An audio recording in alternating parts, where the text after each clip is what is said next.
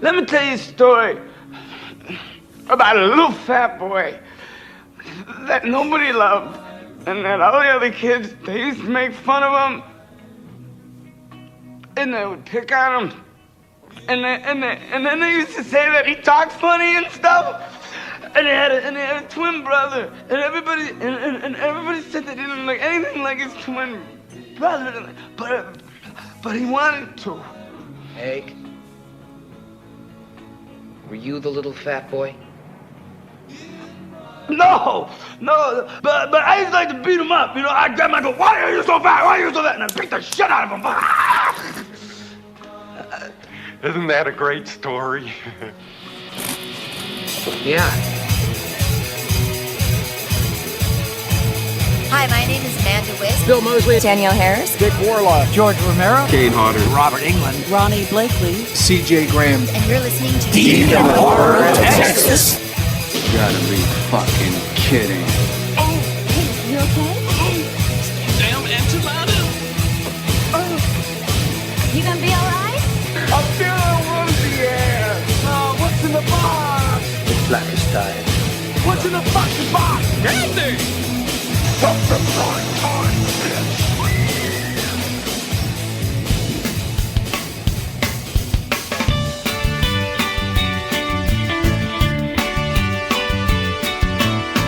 We're all jammed in the car, and we're going really far. Driving deep into the trees, with hot dogs, chips, and cheese. To make the week go quicker, we packed a ton of liquor. Ryan Tropicana will go totally bananas. Spring break vacation is just plain. There's something in this musty air makes us wanna sing. Cabin in the woods, ooh. Cabin in the woods, yeah. We're 5 college students on our way to an old abandoned cabin in the woods. Oh yeah!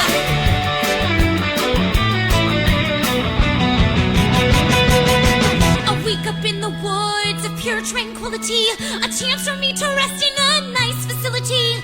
I came up to this cabin to read and sleep and bake. Hope our headboard rattling don't keep your brood ass away. Cabin in the woods, ooh. Cabin in the woods, yeah. We're 5 college students on our way to an old abandoned cabin in the woods. 5 college students on our way to an old abandoned cabin in the woods. Students on our way to an old abandoned cabin in the woods. Cabin in the woods. Cabin in the woods. We're 5 college students on our way to an old abandoned cabin in the woods. Cabin in the woods. Cabin in the woods. We're 5 college students on our way to an old abandoned cabin in the woods. Welcome to another episode of Deep in the Horror of Texas. My name is Ralph. My name is Jeff. I can't do it. My name's Nathan. And Ralph, Summer. You're not wearing pants. It's hot outside, man. Yes, it is. It is stupid hot. We just had that rain, humidity. Oh my god. Ugh. Talk about swamp ass. Yeah. Heat and humidity at night. It's the best. It's like, the gift that keeps on giving. No.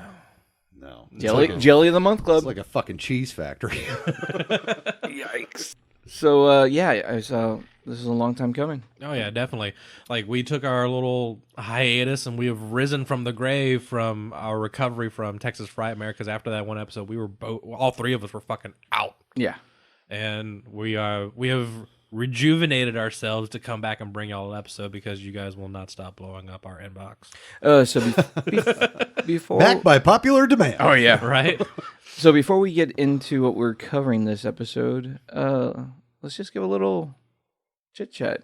Like, what have y'all seen lately that? Fuck. I mean, like maybe like just a couple things. Like, did y'all watch Stranger Things season 3?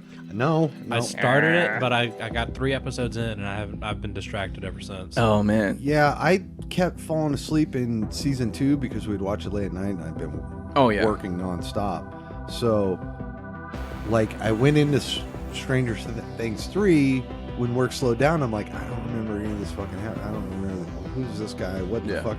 So I was just like, fuck it. Like 3 episodes in, I was just like, I gotta stop. I gotta restart season 2 and catch up. And I don't fucking. Yeah, me and the wife, like, we went and, right before season 3 started, we went and power watched season 1, season 2 again, just for the fuck of it. Yeah. And the kid, my son was just digging it the whole time. And then when season 3 started, we were just like, we'll watch an episode here and there. You know, we won't power through it because oh my God, 3rd episode, we were like, we're watching the rest of the season. This is amazing. Yeah, so far it's good. I just feel like I'm fucking lost. Gotcha. So I'm like, it's probably my favorite season out of all of them. I think the original holds a spot, but man, season 3 was like, I think they were firing at all cylinders. So I'm looking forward for us having a good sit down talking about that series. Okay. Yeah, we need to do another. Stranger Things. We definitely need to come back to it because I think we only did season 1. We never returned for season 2. I don't think we did season 2. So that'll have to be on our calendar of stuff to do. How about movie theater wise? Y'all catch anything in the theaters that was?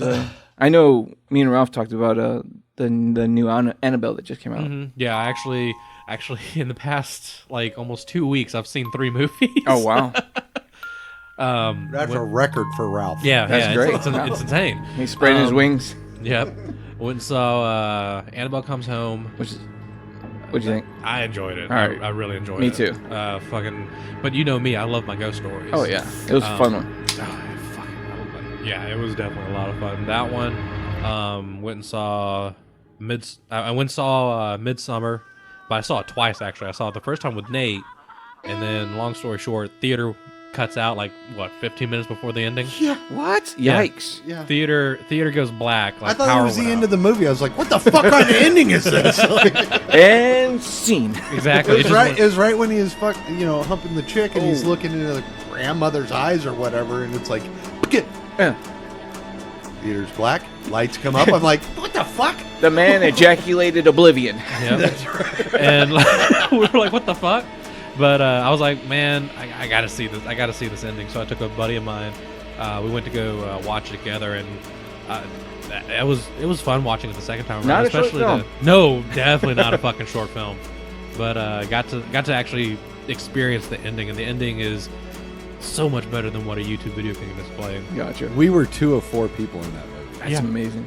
I went and saw Once Upon a Time in Hollywood. How was that?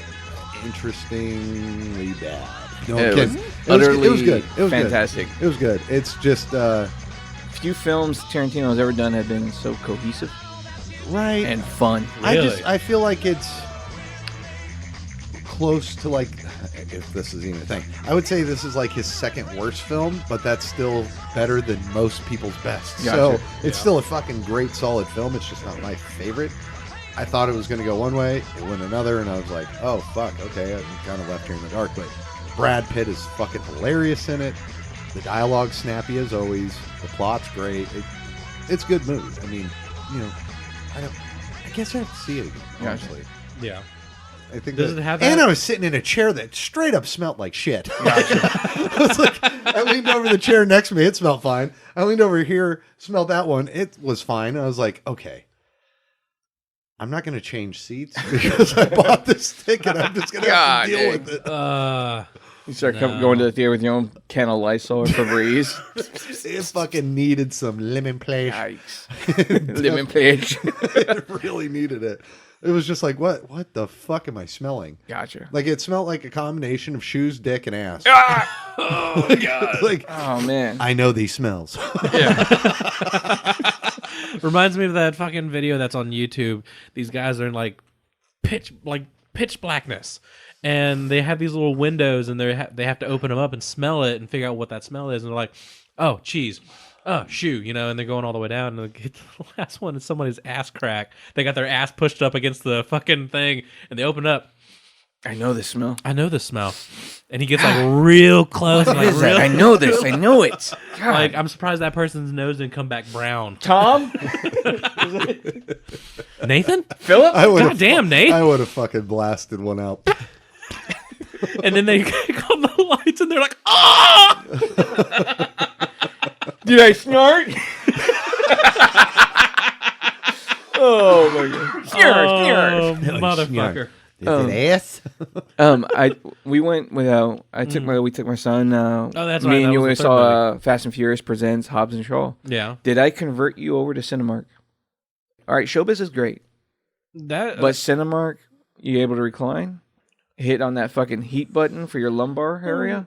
Don't get me wrong, because I've always gone to that Cinemark. Like when I was a kid, like hell, I watched the fucking Power Ranger movie in that Yeah, theater. but it's just like recent year and a half that every theater has reclining seats with heated lumbar support. Yeah, well, heated. Yeah, don't get me lumbars. wrong, but like the theater, like the Cinemark that I went to go see Annabelle had the reclining seats and the heater.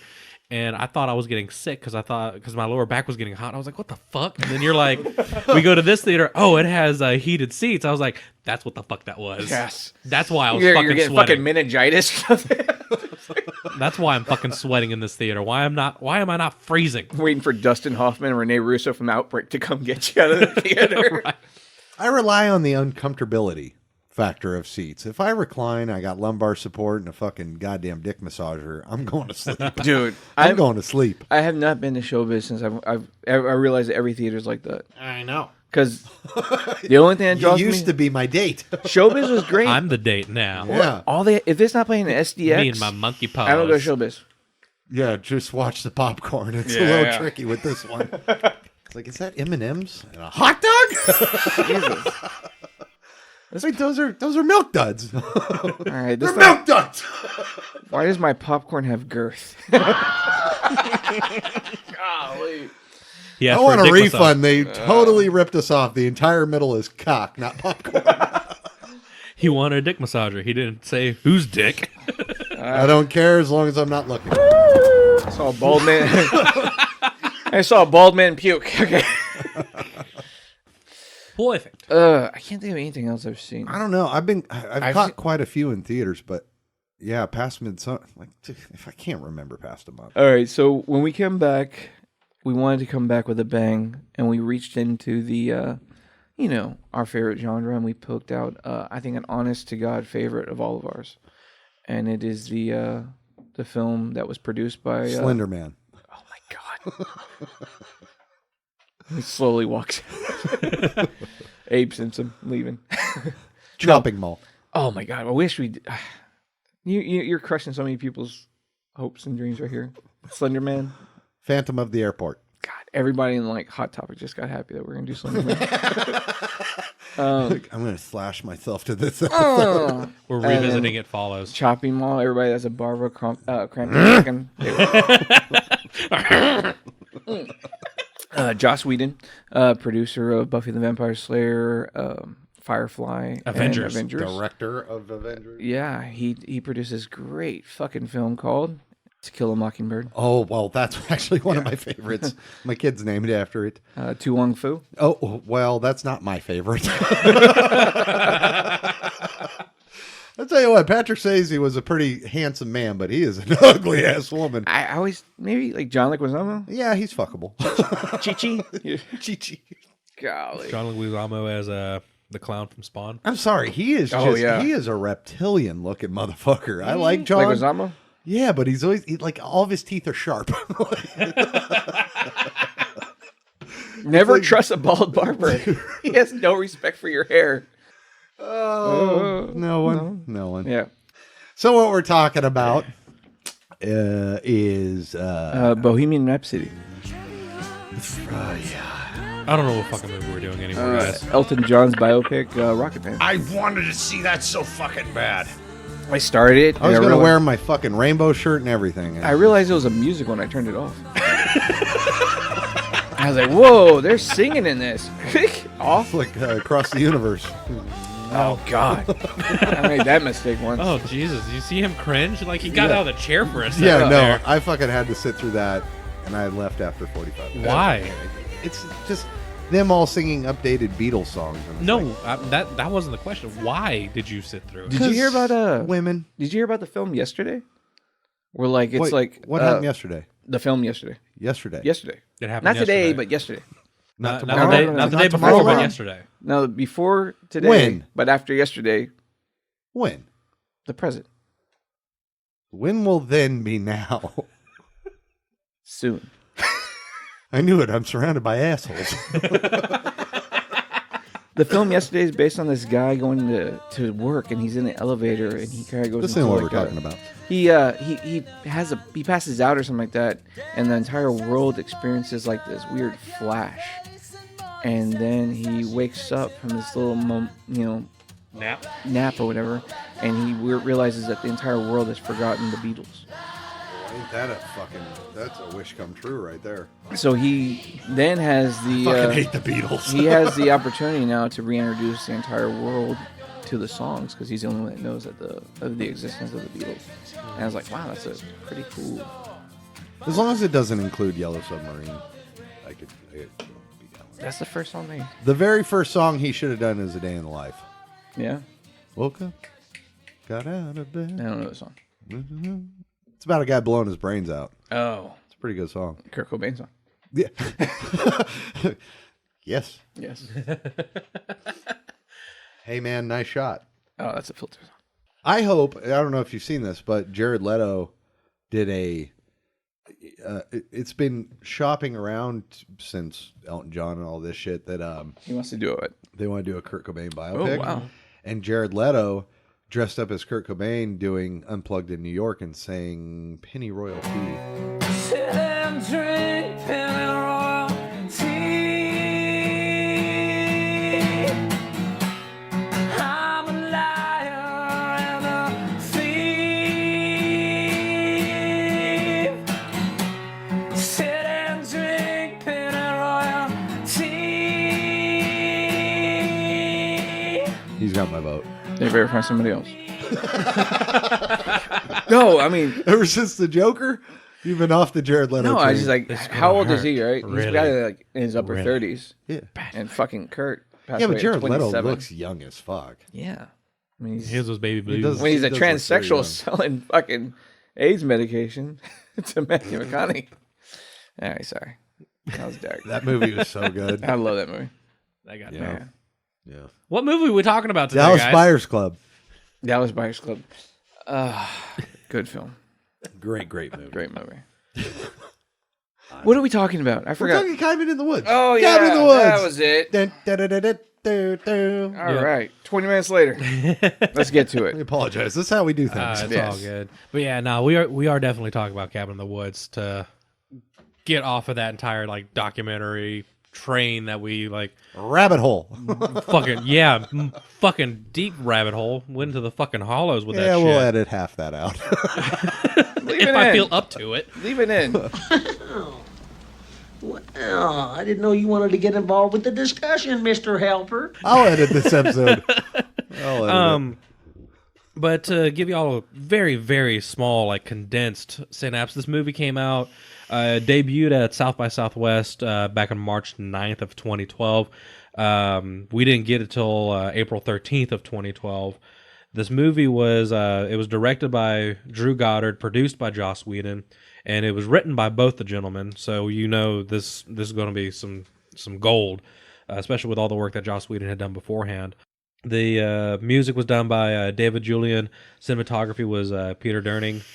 The production company was Mutant Enemy Productions and Lionsgate. Lionsgate was the distribution people.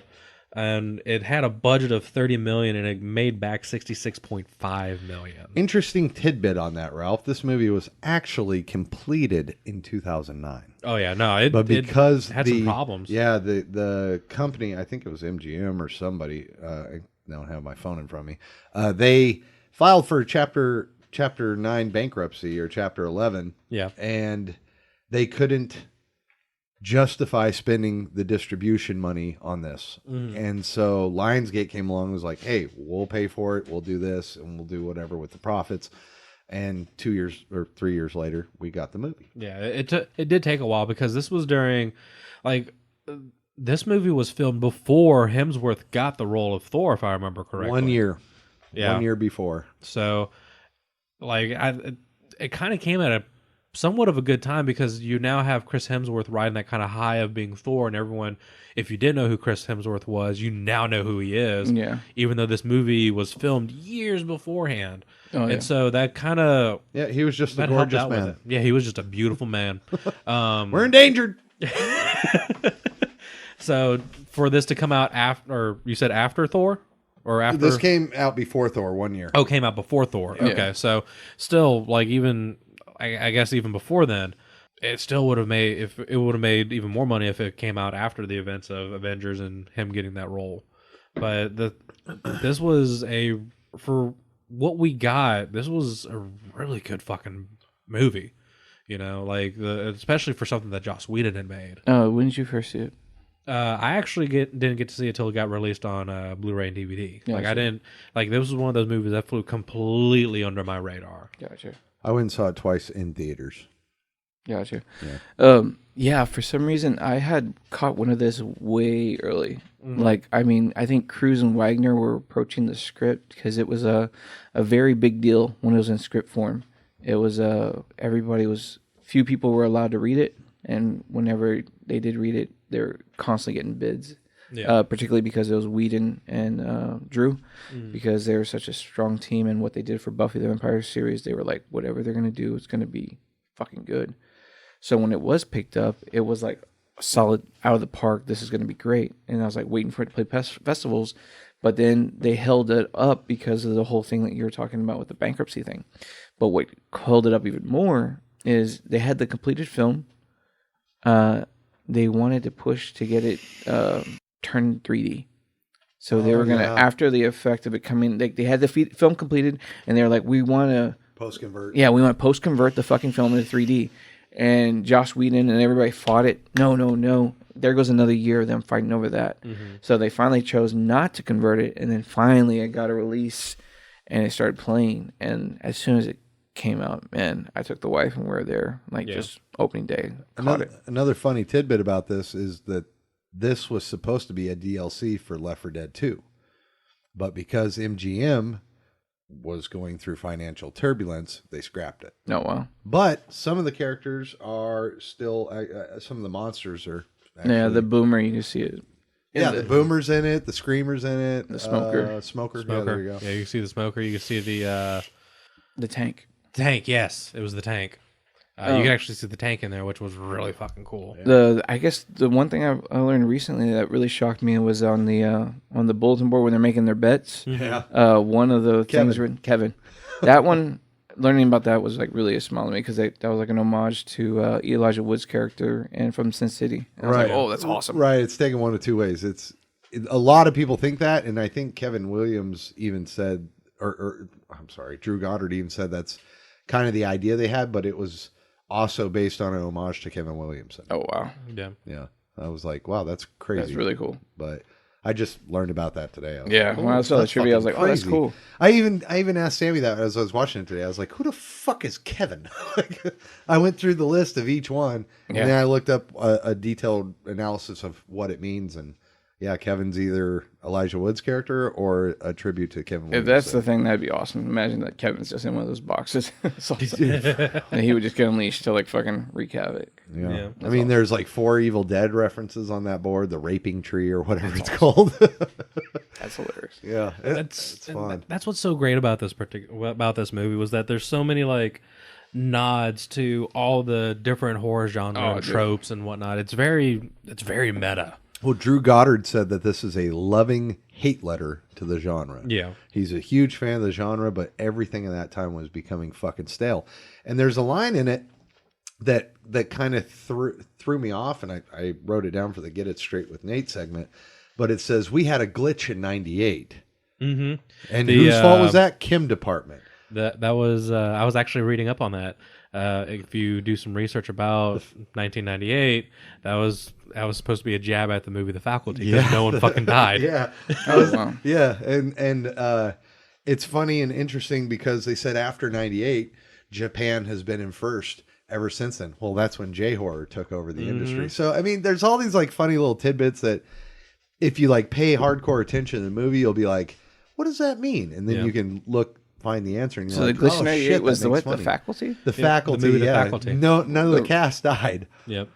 The Faculty into the Robert Rodriguez film. So yeah, that was like an homage to them, and it's the Chem Lab's fault. Gotcha. Well, the stoner in that movie makes the chemical that kills the monster. Yep. Yeah. So And what's really cool about that particular moment, I'm kind of jumping ahead on my notes, is that with Joss Whedon, there's no such thing as a throwaway line in any of his movies. And with that one line, it's so throwaway and just like nonchalant, you don't think anything of it. But once you actually like try to dig into it, it actually means something in there. That's all. Right. It's like when fucking Marty is sitting at the table rolling joints and he's talking about, oh yeah, I just want one day where I get off the goddamn grid, and they start talking about society, and he's like, no, we're actually binding, what we need is for society to crumble because it's becoming too easy, and total foreshadowing of what's going to happen. So, I mean, it's a throwaway line if you're just watching the movie, but if you're actually like, for us to review it, I'm having to pay attention to these lines, and I'm like, oh, that's a brilliant foreshadow. When I saw it in theaters, Yeah. Never. Well, what I loved about the scene in theaters is at the beginning of the film, you're like, am I in the right movie? What the fuck is going on? Guys talking about his wife fucking closing all the cabinets up with the baby proofing. That's hilarious. You can only open up about an inch, and you have the fucking dongle thing in there, and all of a sudden, boom, title card. And it's like, the fuck, that was a cheap fucking shot. You want to come over this weekend and help me liberate my cabinets? What the fuck movie am I in? Drinking coffee. Boom! Cabin in the Woods. Yeah, awesome. I love how it starts with a scream. It's all. And I think that's the only time that the movie ever takes that cheap shot of a jump scare on you. Yeah. Which I think is fucking amazing, because the moment that movie pulls that on you, it's like, I'm in it for a fucking ride. Well, what pays off so much is just the opening scene with the girl dancing in her underwear. It's like, oh, it's going to be around the mill kind of shit. But no, they're constantly twisting you. I mean, the girls banter, bringing the books, and he's like, what are you doing with these books? Who taught you this? I learned it from you. I learned it from watching you. And making the jock such a smart motherfucker, level-headed, really has character, And and the girl's not being any naive numbskulls either. And that's so great about these characters, because whenever you get introduced to them, they have depth. They're not your two-dimensional horror trope characters. They don't become that until later on, once the faculty starts fucking with them. Yeah, they have to. The institute. Them. Yeah, it's kind of crazy, because what's really cool about this movie is that another really cool thing about it is that if you rewatch a lot of the things, if you go back and rewatch it and you listen to a lot of things that they say, you could see how far along they've been pulling the strings on all of these characters. Like, they even make another quote unquote notice the air quotations throwaway line where they're talking about the they can't the blonde. Notice the air quotations on air, Ralph. Well, for you guys, but they even say that they were chemically engineered her hair, the hair dye to make her dumber. Yeah. Like to bleach her hair to make her more of an idiot. Well, it makes me think that they even set up the entire invite, because you've got like a pre-med student, which the blonde. You've got a what is she? She's philosophy, isn't she? Philosophy major, the redhead. Yeah. That or psych. And then you've got Marty psych. You've got the I think Marty's psych. The jock guy. I can't fucking remember his name. Let me see here. Drew? Jules. Chris Hemsworth. Jules. We'll get to him. Jules is, even though he's a football guy, he's actually like fucking like a science major. And then you find out later in the film, Chris Hemsworth is an academic major that just happens to play football. Yeah. So you got all these bright people, and you got Marty, who's a philosophy stoner, I guess. Yeah. And it's like, so they engineered getting, like, even though these guys were friends, you got two couples and then Marty. Yeah. So it's like they even planned that out. And I cannot express how fucking much I love that this plays into like Friday the 13th or Michael Myers, Evil Dead, or whatever. Evil Dead. This is all happening. All these movies are happening under the guise of the ancient ones needing to stay underground. Keep the sleeping gods. Like a sacrifice. Yeah. So it's like, oh, you wonder in like the 80s Friday the 13th. Oh, you dumb bitch! Why are you going? Well, it's because she got blasted in the face with these pheromones that made her do it. So fucking smart. Like. Yeah, if Scream that wouldn't do that particularly. If Scream reimagined and reinvented the slasher film, as so many people say, this really even though like it reinvented how you think of horror movies. Well, this was like the key to every horror film you've ever seen. Exactly. Like this was like, I wish this would have been spun into a TV series because it has. I wish there'd be a sequel, but I mean, there's not like where would you go with it? I would just have day zero, like the end of the world, like the big dark god coming out and all the evils. Yeah, Ralph comes out. All right. It's a regular hot dog cart in here, huh? He's gonna do your accounting. Ramen. Give me all your ramen. No ramen. But like these characters are Came out as soup. Oh my god. Last episode, people. Yeah, the last episode apparently. Remake episode. Oh yeah, horror remake Oh episode. my gosh, go for it. IEC remake episode. Oh no. But no, this movie though, the characters are so well versed and everything that they're not that stupid. They're not as stupid as any of the other horror tropes that you would get, but because these guys in this facility are starting to fuck with them, they're, like you said, blasting the pheromones.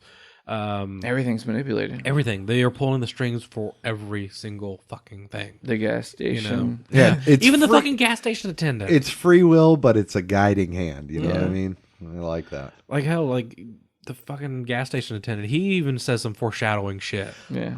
Can we talk about the gas station? I Mordecai? love Mordecai, man. It's like the Harbinger. It's this creepy old fuck. Practically wears a sign, "You will die." Why do we put him there? The system. The lambs have entered through the gate. Yep. Punish them, sirs. Yep. Am I on speakerphone? No, absolutely not. Speakerphone, no, I wouldn't do that. Yes, I am.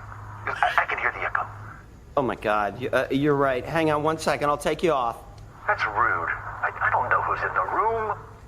Fine, there. You're off. Thank you. Don't take this lightly, boy. It wasn't all by your numbers. The fool nearly derailed the invocation with his insolence. The Ancient Ones see everything, and they will not be... I'm still on speakerphone, aren't I? Oh my God, Mordecai! I can't believe it. It did it again. Morty? What happened next? I love where the Kim department's telling them, like, Marty, through his haze of weed, is noticing things, and they're like, wait, why is he fucking even conscious of these? Yeah, and you she's doused like, it. hey, we fucking genetically altered his marijuana, but in He has, another like, a line, secret- he's got his own stash. Yeah, he's got a secret stash that even they didn't know about. Yeah. So it's like, because he even makes a line like, he says something like, I don't want the other weed to know that I have, like, he didn't want his weed knowing that she was like kind of cheating on his other weed. And I love that. You know that bong costed him $5,000 to fucking make? Yeah. And now they sell for about $300. Yeah. I'm getting one. That's a beautiful thing. That's a fucking gorgeous bong. It collapses. Cops will not pull over a man with a gigantic bong in his car. Right. Fucking, and I love that he locks the door to his car too when he's about to leave. Yeah. He reaches through the open one. He sees farther than they. Subtle and things. I'm glad you bring I fucking love Marty, because Marty is, what's really cool about him is that he serves as our conduit. He serves as the conduit for the audience, because with him kind of like being portrayed as the fool, what's really interesting about him is that even though he's depicted as that, he's not really that much of a fool, because everything he says has truth to it regardless. Like that Right. that line you just said, cops won't pull over a man with a giant bong in his car because They fear this him. man. They fear him because he sees further than him, and they're worried that if they pull him over, that he will lay on them ancient truths, Ancient logic. ancient logic. Love that line. And I feel as though if anybody could sum it up as best as they can, there's a line that Isaac Asimov said in his book Understanding Shakespeare's The Fool. It's that the fool, the thing about him, what makes him so successful, is that he's not actually a fool. He actually knows shit. And that's the thing about Marty, is that he knows what's really happening. He knows what's going on, and he is kind of, again, he's being given to you as that conduit. Like, he's the one, he's portraying everything to you. Yeah. Right. He's even though nobody else knows what the fuck is happening. He is what is a representation of the film as we, as the audience, would be saying. Mhm. Like, hey, maybe the wind blew it open. What sense does that make? Like, Exactly. you know, like, who the fuck is talking, man? Yeah. He is us, exactly. So it's in his character.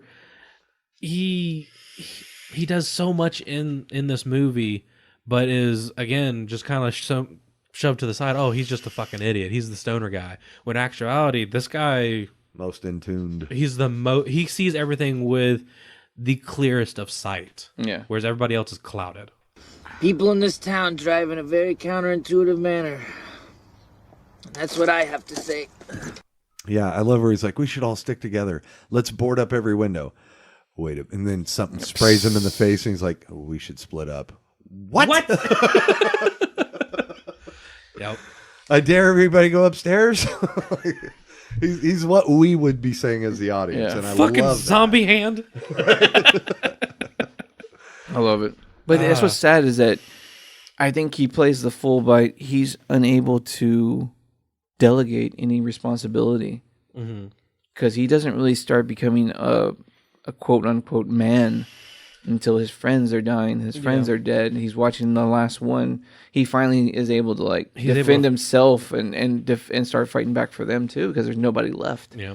He's the one that fights his way back from the dead, quote unquote. Yeah. He's the one that comes back to save everybody, and he's also the one that throws the wrench in everybody's plan. That's why I always almost thought maybe he wasn't the fool. It was the girl that was the fool, and he was supposed to almost be the mirrored idea of the virgin, final, the purity yeah. in the world that we would look at, because it was he was unwilling to.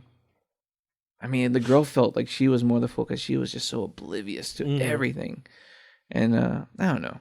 Well, you see it in the words of the director, we work with what we got. Shit, they wrote this in 3 days, and that's shit. what amazed me. Drew and Josh said they locked themselves in they would write from 6 a.m. to 1 a.m. and they would just wrote this in 3 fucking days, and I was like, wow. And that's some powerful cocaine. Those guys are.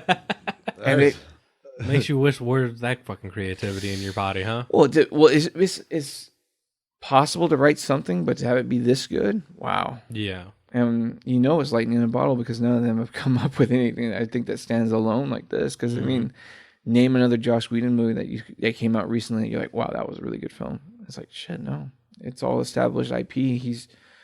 Even Drew has proven to be very artistically, just extreme potential. When you go see Bad Times at El Royale, whatever the fuck, that was amazing film. The storyline in that is so complex and so original. I mean, I was just like, that's the reason that Cabin in the Woods holds that fucking footnote of these are people to watch because this guy knows how to direct and knows how to write. That. Bad Times at El Royale was it's good. Whatever this did for horror, they did that for suspense drama thrillers and stuff like that because it was amazing. Don't fucking tell me. I'll take room 1. You can't have room 1. Do you not see my Fortnite right there at your feet? Do I really have to explain the concept of a free market claim stake to the goddamn hippie? I love it. El Royale was such a fucking joy to watch. I loved everything. That was another film. Stop fucking making me jealous here. I haven't seen it. It's on HBO Go. I don't have HBO. It was another one of those films where me and the wife got in the theater, looked around. There's maybe 6 or 8 people in the film. When we walked out, we were like, I hope that movie does big things in the box office. Isn't it strange when there's a fucking great flick like that? Me and you went and saw Nice Guys, and there was fucking 8 people in the theater with us. It's it was a fucking riot. If it doesn't tickle a mainstream audience, you really get the idea. Now, that's why they show so much in trailers these days, because you need to get that fucking plateau of mainstream people to go, that feels comfortable enough where I might enjoy myself. Yeah, they just. But it's you don't need to be. You ruin so much. Yeah, you don't want to be fed the whole story. Yeah, El Royale was fucking great. Well, that's when you get that's when you start getting the Russo brothers in. They start filming fake shit. That's it's smart. What the fuck? Yeah. That's the way you fucking do a movie trailer right there. When the cabin and was it Jesse? He sees that fucking fucked up painting. He's like, oh hell no! He picks it off and he sees the chick in the other room with that 2-way mirror.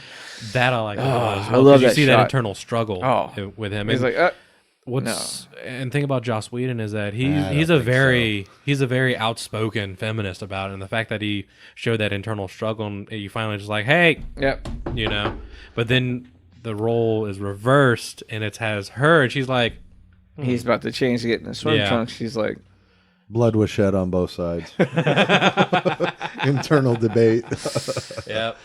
Yeah, I loved it. And then she hangs the picture to block him, and she's like, "Oh, I don't think so." Yeah. Yeah, no, there's so many good things in this film, dude. So many. I mean, the way when they finally, as the the new fucking security guards asking these puppeteer guys, puppeteer guys, Pop-Tart? What Pop-Tart? Pop-Tarts? Pop-Tarts? Yeah, Pop-Tart. When he's asking them like, "Oh, how is this even delegated if you're controlling everything?" They're like, "No, we guide the way, and they have to make the decision. Yeah, we just kind of spice the mood." And then the fucking cabin cellar door opens, and they go down there, and there's just all this shit, and it's like a doll, a globe, like pinheads, and then you got the shell. Yeah, the conch. Oh man, you almost had the merman. Oh my god, I want to see the merman. There's so many. I mean, the ballerina, all of those. Dude, and what confused me about this section is, okay, he starts playing with the globe and he presses the button to open the gate to hell. Each person is grabbing something. Marty's looking through a film. Dana's looking through a book. What's her name? Her name's not Julie, is it? I don't remember. She's Julia Gulia, Jules. Julia Gulia. Dana, Kurt, Jules, Marty, and Holden. Who? Jules. Okay. Yeah. So she's looking at this bride, and then fucking Kurt's playing with a conch shell, and all of a sudden, okay. So what confused me is you have to pick the selection. You have to start playing with it. He cranks up the music box, the ballerina music box. It's playing. Kurt presses the button, and then Dana starts reading, and she's like, "Guys, come here." I'm kind of confused on why the music box thing didn't happen. That was the Probably first to because it crank didn't up. finish, maybe. Maybe. I was thinking that whoever too. was able to pull the attention of everybody else. I guess. Because when she said the Latin, that's when it was like Yeah. the choices. Don't read the Latin. I'm drawing a fucking line in the sand. Who said that? And then we ended up getting the Buckners. Fucking the redneck zombie torture family. But like, here's the thing about the Buckners, though. It's something I love about them. Like, because you get your run-of-the-mill zombies and whatnot. You get Day of the Dead, Dawn of the Dead. You get 28 Days Later, Resident Evil. You get all these fucking zombies. When's the last time you see a fucking zombie use a fucking bear trap? Oh, dude, or that two people saw. Yes. Oh man, my that was God. awesome. Yes, the bear By trap. far, best fucking zombies in any movie. Yeah, they're fucking great. The Fucking main little love 'em. girl, Jodelle Ferland, Silent Hill chick. Yeah. Really? Yeah. She was on like, I'm on fire. I'm burning. Yeah. I was like that little Silent Girl chick. Holy I was shit, like, really? Yeah. I was like, wow, it's cool. She's like, That's badass. she's like the, fuck, I'm blanking on her name. Halloween 4. Danielle Harris? Yeah, she's like the Danielle Harris kind of like, of the genre too. She's just like some really cool stuff. Okay, cool. But yeah, you're right. Good call on that. The weaponry used was like the fucking that bear trap is my favorite goddamn weapon. Oh my god! I love how he just throws in grabs and then he pulls him back with a fucking chain. Dude, some brutal shit. Like when he lifts Holden in the fucking the basement, I'm just like, God damn, that would fucking hurt so bad. Yeah. Just chomp down on your fucking back skin. God. That one chick that plays Jules, though, man, she's Back scratcher! gorgeous. And then she does that wolf scene, and then when they later go make out in the woods, and then I love how everybody in the office is sitting there watching like the nudity scene, and then it doesn't happen. They're like, all right, you perverts, get the fuck out of here. We got work to do. Crank up the pheromones. That's me and Nate in the office. Adjust the moonlight. What do I got to do to apply for this job? I want it. That was hilarious. But yeah, no, that's fucking me in the office. That's me and Nate in the fucking office. Apply the mood lighting. Nate hit the pheromones. Turn up the temperature. Turn up the temperature. And we got headlights. He's like, show me them boobies. Ding, chicken's done.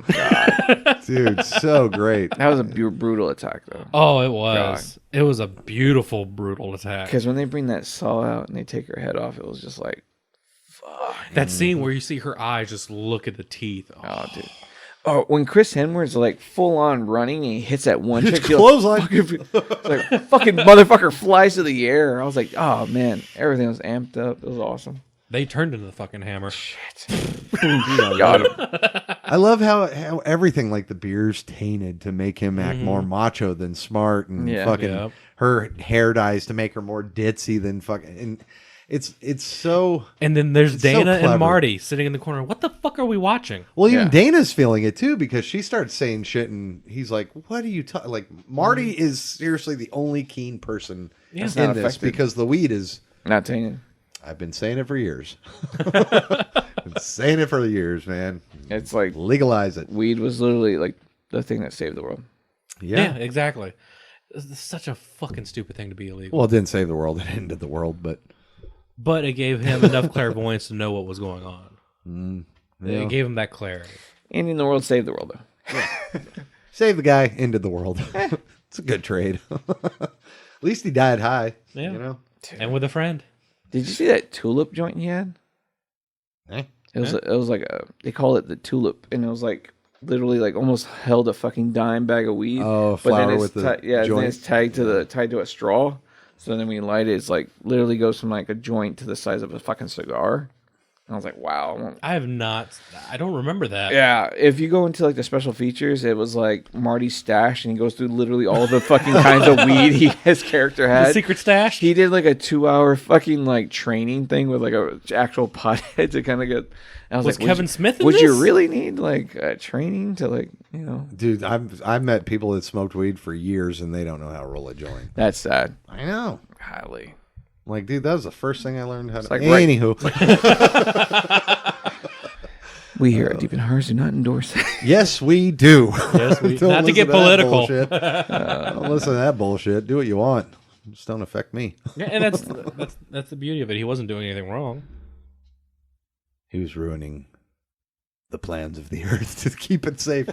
But fuck you, the world had to end, man. So after Jules gets killed, you see what happens downstairs, and I thought that was kind of cool. Where they had like this, like the bat cave door would open, and they'd pull the little lever. And what did they say? It's like, we offer this sacrifice in the humblest and eternal slumber of you. It's like, all right, it's so great. So was it Sigourney Weaver that was making the call, or was it actually the god itself that was like the elder? Sigourney. No, Okay, Sigourney. I thought it was the older god the was like director. using the phone like. I want my virgin. No, it was Sigourney because she's the director of it all. Gotcha. And he's like, no, we did everything by the guidelines. He's still alive. It's like, oh shit. Yeah. Sigourney Weaver was doing a lot of fucking cameos during this point. I mean, she Yeah. did Paul. She did this. I don't know what else, but that's a lot of cameos. Yeah, to me. she was like, everybody said that she was really excited. Like, where's the werewolf? Like, she was like, that was like her main thing. It's like, I want a picture with the werewolf before I leave her. And it's like, Yeah, do I get they, to work with the werewolf? they there? created so many costumes. Practical for this. effects yeah. of the yin yang. And Yeah, a lot of And- it's CG, but I mean, I'm glad you brought up the practical effects. That is Heather Langenkamp and her husband. Yeah, Heather L. Anderson and her husband. That was them doing the practical effects. I'm glad you brought that up. Yep. Horror feeds into horror. I did not know this. Yeah. I was it's on the special features on the behind the when they talk about the practical effects and the CG a little bit, but they talk about all the practical effects were done by them, and I was like, really cool seeing her input, how they passed off some of their work to the father-in-law, which is her husband's dad, and he was getting like some of the harder stuff to do. I was like, this is gonna be hard. Give it to your dad. Let your dad, let Larry do it. Hey, the Merman, that fucking crazy. dude. I thought I was watching Tusk again. I was like, Mr. Tuskegee. That if that was just done a couple of years later, that'd been hilarious to see. Fucking Justin Long just priceless. Beautiful. Yeah, It's the spider. Oh, it's hilarious. Oh, the creeper. Oh. He's just sitting there pacing in one of the fucking cubes. That'd be awesome. Yeah. Pennywise. That's where he goes. He has to go back to his cube every 23 years. What? I don't know. I was thinking of like random things that could have been. Well, they involved. wanted to implement like Jason and Freddy and all. They just didn't have the Yeah, of rights. course. It would have been way too fucking costly. Yeah. So they got the knockoffs, or they got the poor man's ones, because there was a lot of nods to everybody. Like, even though Pinhead wasn't in the movie, you Yeah. got someone who was very fucking close to Pinhead. Now, also keep in mind that they're doing this by country. You What? know, each country has to do it. When they're doing Norway and they show the burnt down rubble, that's Yeah. supposed to be the thing. I think the one. Really? Yeah. Yeah, because it's a snowy That's awesome. wasteland. And, yeah, and and so the that one was you a almost nod think is to a the thing. and one almost looks like a kaiju attack too. Well, yeah, what that is actually King Kong. Oh, really? Laying flat. He's got horns. Gotcha. And then the other one where the castle's blowing up and all on fire, that's a nod to Hammer Horror Dracula. Nice. And obviously the J Horror Ring or whatever the fuck. Grudge, whatever the fuck. Yeah. So I mean, there's all these so many fucking nods in this But movie. The fucking all the Japanese kids. Fuck you! fuck you, York. The fuck up I saw in this film though is like you had Jules' character get killed real cool with the saw, but then when Chris Hemsworth dies, it's like they should have showed the mountain cue. That struggle was perfect, and when they get back out of that tunnel, the mountain tunnel explosion, and he's gonna do the dirt bike thing. I wish the beginning of the film didn't show the bird hit that invisible thing. I do too. Because it would have been a bigger payoff if we thought, hey, he could make it if he does this jump, and then be surprised by the electrical grid. I think the reason why they did that was to one give you that sense that they are being fucking cut off, but also because of the fact that they never address it again. They are deadpan serious about this thing. Without showing the bird, you'd be like, "Wait, what the fuck did he hit?" Like even when I saw the bird and saw him hit it, I was like, "What the fuck was that?" Yeah, and it's a what the fuck with the bird at the beginning, but it just you don't have any threat there with the dirt bike. It takes all that build up away. What I liked about, I'd have to disagree with you on that one because I feel as though it builds up that tension because you know there's something wrong and you can't do anything about it because like Chris Hemsworth's character does everything right. He comes up with the plan. He has the idea. He follows through with the plan. He even gets the kiss from the girl. He does everything right, but you know in the back of your mind he's not going to fucking make that. There's no way in fucking hell. Even if you had that what if scenario that he might have hit that one fucking part of the grid that he would not have been killed. Even if I wipe out, well, I couldn't think that because cops. I'm going to bring back copters and really big fucking guns. And you can't help but feel like he might have a chance because he did everything right. Like he was doing everything right, and then the moment he hits that fucking wall, it's just. Not only do you feel for the characters that just watched their friend die, but you also feel a little heartbroken because you're like, fuck, I really want to make it because he embodied that heroic moment. You know, he was going to be the hero to bring everybody back, only for him to fucking die and become Thor later. I was more sad because gorgeous men are endangered. I thought the audience got robbed because that fucking bird gets hit, and I was like, God damn you! Like you showed the magic trick before. Yeah, but imagine without the bird, you would like be in perennial. What the fuck just happened? Your jaw would drop because you saw the grid getting reduced. I had a problem because he's running off a flat road, yet when it shows him hit, he's about 15 feet up from that road. Well, you can do that. Huh? You can do that when you go really fast. You just the bike just does that. Is fucking David Blaine driving the bike over here? Yes. Okay. Well, I stand corrected. Kirk Haven't you seen Keanu Reeves in Speed? The bus just... No. I haven't That's seen what Speed. vehicles do. When you get to an edge, it just they go up. Yeah, they lift. I'm going to try in my Volkswagen. Yeah. How do you think... that's how planes fly. They go fast and they just start lifting up. Yeah, that's fucking 400 miles an hour. Whatever. Anywho, and then Holden's driving the vehicle and he gets the amazing death of like Jason stabbed through the back of the head, fucking shit. And I was through the throat. I was just like, was gurgly. I don't know. That's what I'm saying. Like after the Jules death, it kind of goes like it's kind of it's mediocre. Yeah, shit. It's mediocre for the kills. And keep in mind, out of the main cast, there's only 3 kills. But I mean, once they get down the cellar, there's like fucking 50 kills. Yeah. So and it's like they're trying to get you there to get, like the sacrifices are being made. All right, now Marty's here.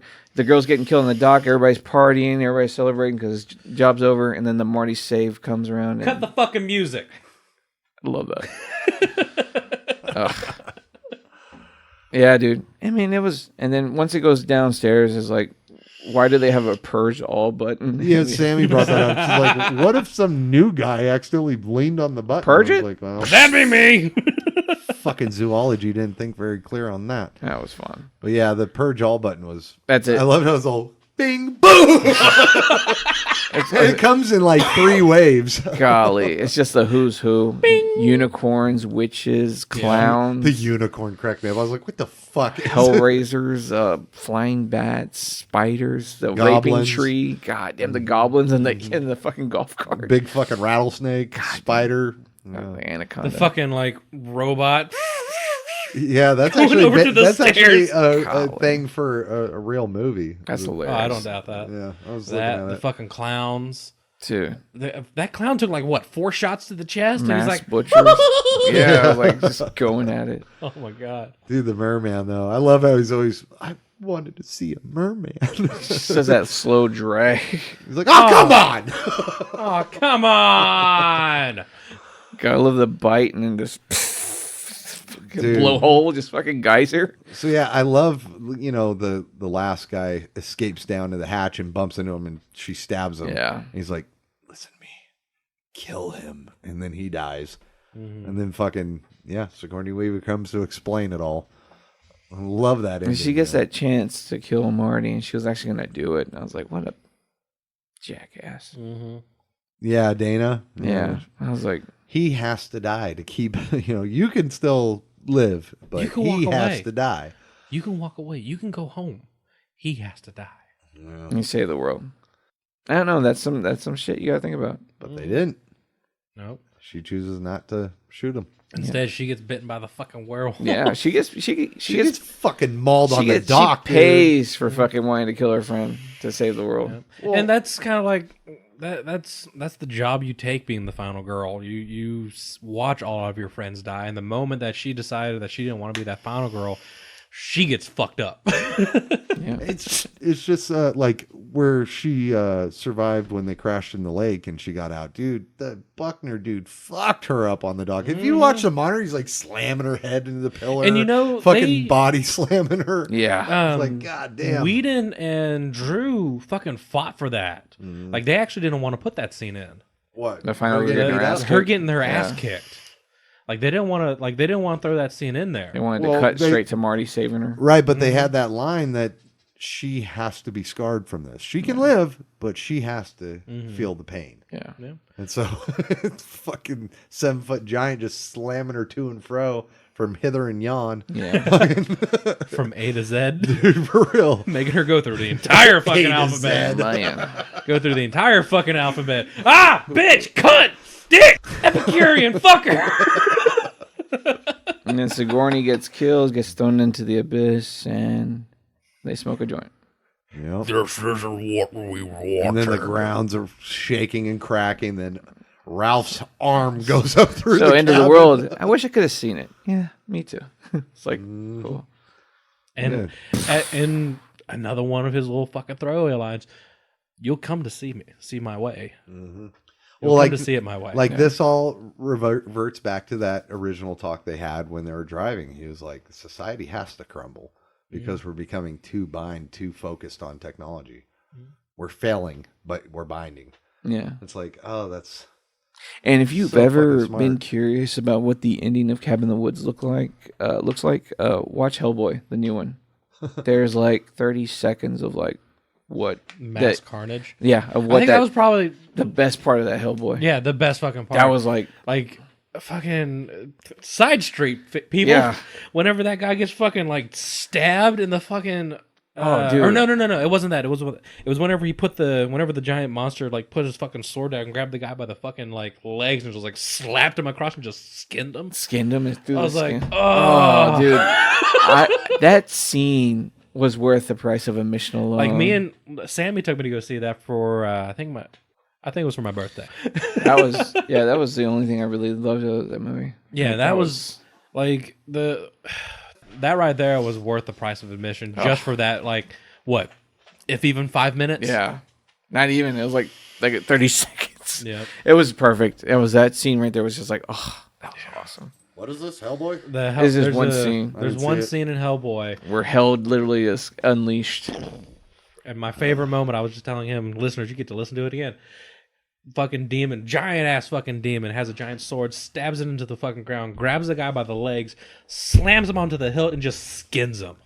Yes! That was. How does that movie have a 9? I don't know, but it would only needed that one scene, and that was worth the price of admission That right was there. awesome. Samuel will agree with me on that one. Deal. That was beautiful. I couldn't imagine seeing that in 3D. She's not in a very agreeing type mood. Oh, she'll agree with me. Don't worry. Oh man, I love ice cream. Hate it. Worst thing in the world. So let's do some final thoughts on this. Final thoughts.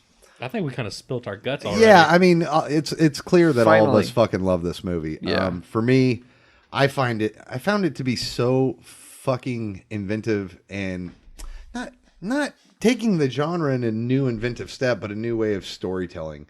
I found it original as hell. You know, you look at all these 80 slasher flicks that we just fucking love. There's a reason why every year these stupid fucking camp counselors at Crystal Lake keep coming back. You know, why would you go to a place where everybody was mass murdered? Well, that fits the programming of these engineers. Yeah. And I fucking love that. I mean, any movie that you look at, why does Michael Myers always come out on Halloween? Well, the engineers need a sacrifice, you know, and that's his day for sacrifice. Yeah, it plays into all these Like things. Jason's is Friday the 13th. He doesn't show up on Friday the 12th. That's preposterous. It's something that's just so fun, and the dialogue is funny. The characters are well written. There is a lag moment where the kills aren't that inventive. Like Jeff said, after Jules dies, there's it's just kind of run of the mill. But that's only for like maybe 20 minutes, 15 minutes tops. But I mean, Marty is fucking hilarious. He makes this movie because he is the audience's point of view. I wish they would do more stuff like this. I hope Drew Goddard and Josh Wheaton do another collaboration. It leaves me wanting more, even though where would you go with this story? Okay, do another movie, but just do a different movie, but you two get together and do what you do for 3 days. Yeah. High recommends, man. This is one of my favorites of that year, and it's probably in my top 50, I would say. Definitely. For horror. Yeah, I agree with that. Yeah, it's a good one. If you haven't seen it, please seek it out. My final thoughts are really easy. Get this movie, love it. The Blu-ray is great. 4K is a little worth your money. It's not that great of an uptick, but it's like the best representation you can go with right now as far as physical media. My recommend for this, you can't do too much with the director. He's only got one other film for you to watch, which is Bad Times at El Royale, which I definitely recommend you go give a shot and check out. Anything with Joss Whedon. I mean, I think you can stream Buffy series is still on Hulu, I believe, all of the episodes. And of course, anything you do in Marvel MCU is going to be a great thing to do. The big recommend that I'm going to tell all of y'all to get off your butts and check out is a cinematographer. Peter Deming works on a lot of David Lynch's films, and I love David Lynch.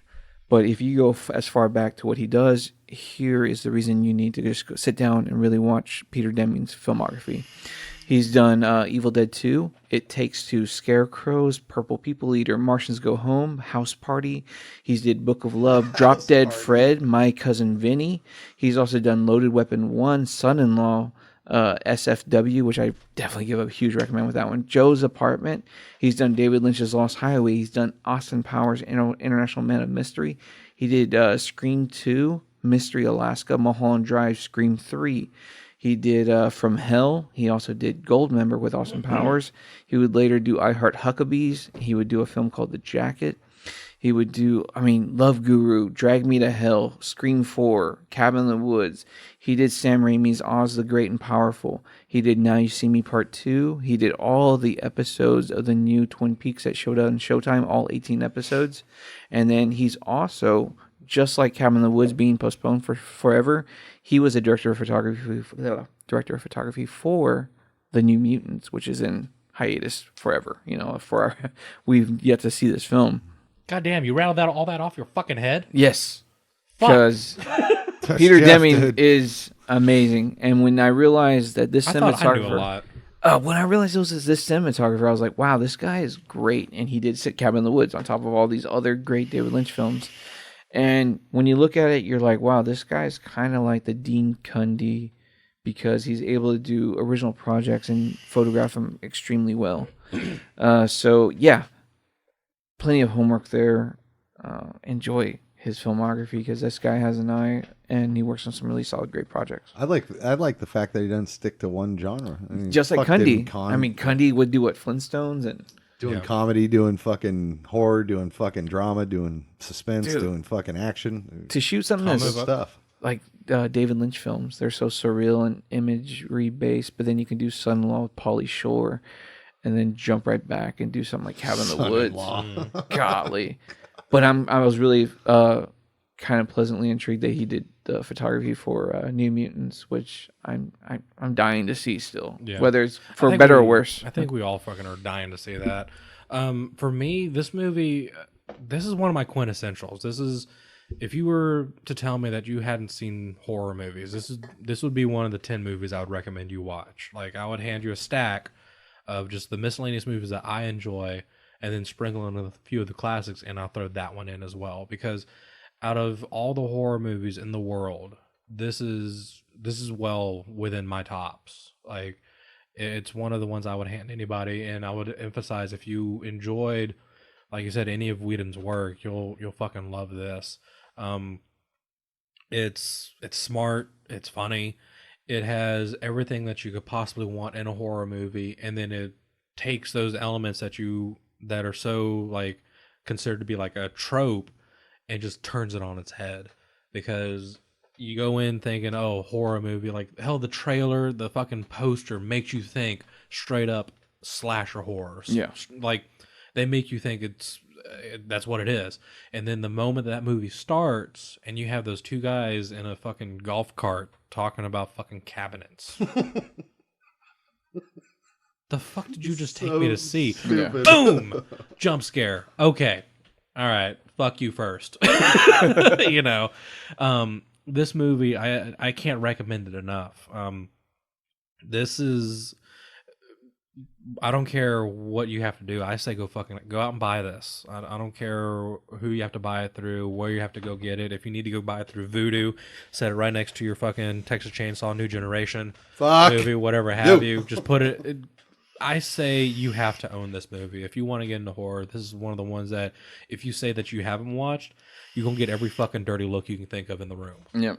Especially if you end up like sitting at a table with a bunch of horror fans. Especially when I like catching that guy that says I don't really like Cabin in the Woods. Like, really? First off, fuck you. Get out. I'll talk to you when you go fucking find other shit better to watch. Yeah. I can't recommend this movie enough. If you haven't watched it and you just listened to this entire review, I feel so fucking sorry for you. Fucking go out, buy it, watch it, share it with your friends, because this deserves all the love and attention that you can give it. All right. Hit my fucking music. Is this Aussie conditioner? That is fine hide leather. You've never felt softer pubes. Let me hear you say it, baby. You're good. Good. You're really right up there. Like a fucking Pepsi commercial.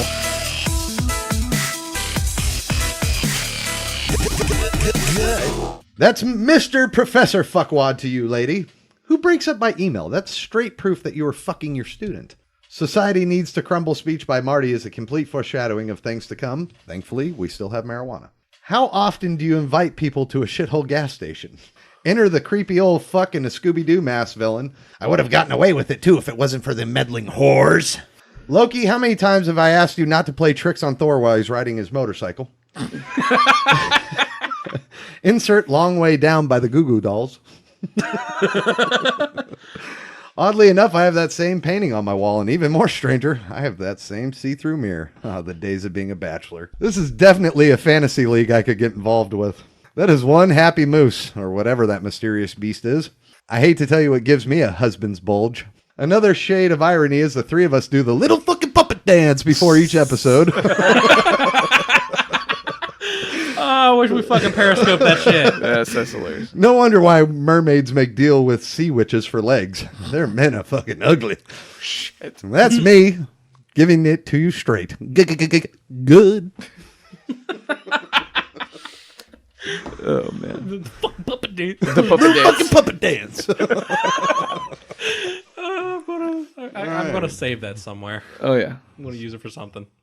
So we're back to our schedule. We're sorry for our hiatus, but those of you who have been with us for quite a while know that after Texas Frightmare, we become bi-monthly. we become quarterly. Right after that, because Summer's a bitch. Like leading up to Texas Frightmare, I think we cranked out the episodes. We were weekly almost there for a while. Yeah, we're like in Halloween we were weekly. Well, winter months we fucking do weekly. And then leading up to Texas Frightmare, we usually do weekly, and if not, it's bi-weekly. But it like after Texas Frightmare, damn man, work kicks in.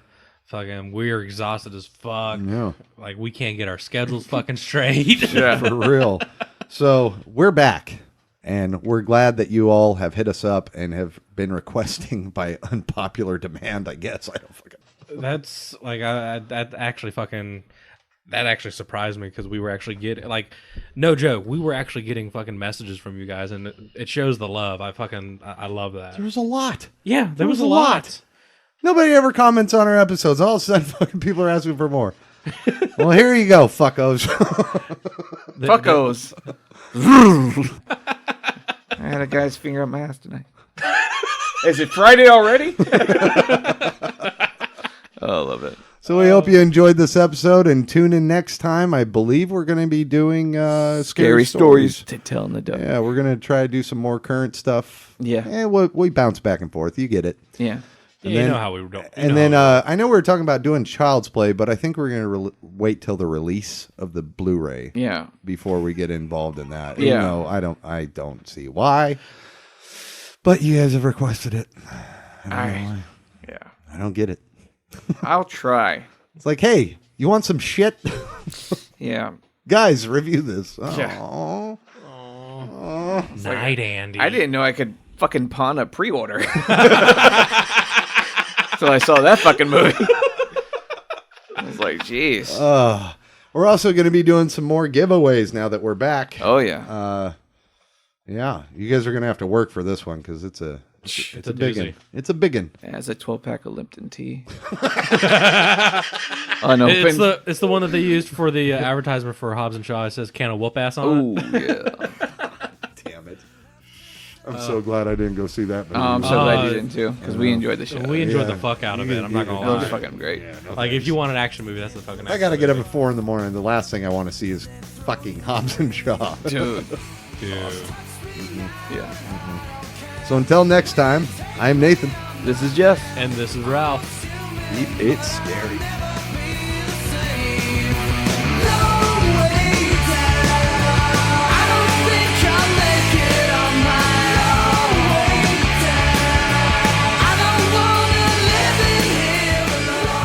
Thank you for listening to Deep in the Horror of Texas. Be sure to like and follow us on Facebook and Twitter. If you like what you hear, please leave a review on the iTunes or Stitcher radio app. And above all, remember to keep it scary. It's time to use the F word. Fuck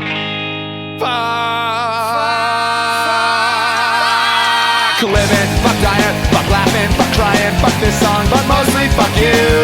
Fuck love, hate, and friends, fuck following trends, fuck this song, can't wait till it ends. Fuck everything, but fuck you the most. Fuck everyone, but fuck you the most. With a big rusty pole or a splintery post, yeah, fuck you the most. Fuck you. Fuck old school, fuck new school, fuck not cool, fuck too cool, fuck him and ironically lame. Fuck giving advice, fuck trying to be nice, fuck you and you know who you are. Fuck everything, but fuck you the most. Fuck everyone, but fuck you the most. With a big rusty pole or a splintery post, yeah, fuck you the most. Fuck you, fuck you, fuck you, fuck you, fuck you, fuck you, fuck you.